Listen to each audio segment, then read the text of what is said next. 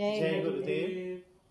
बहुत सुंदर अवसरटे आसचे एते वर्ष उतरू सोमनाथर जेन शिवलिंगटा 1000 वर्ष आगु खंडित हो जाइतिला सेटा के सन्थ माने रखिकी पूजा करुले किंतु 1000 वर्ष पर से माने कांचीर शंकराचार्य को पचारे कि आज्ञा एबे एटार आमे काण करमु सेठू से कहले कि कर्नाटक रे गोटे सन्थ आसबे शंकर ना रे आपण नेकी तांको एटा अर्पित करदेबे।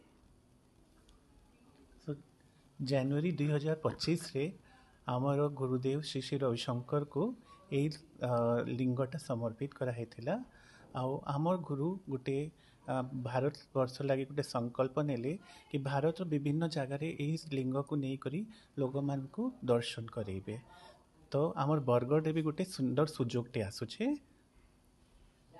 बरगढ़ रे ये ज्योतिर्लिंगटा 22 तारीख दिन अग्रगामी युवक संघ रे सकाल 8 रु 1 बजे तक दर्शन रो सुव्यवस्था कराई समस्ते आसिक दर्शन रो सौभाग्य लाभ करूँ।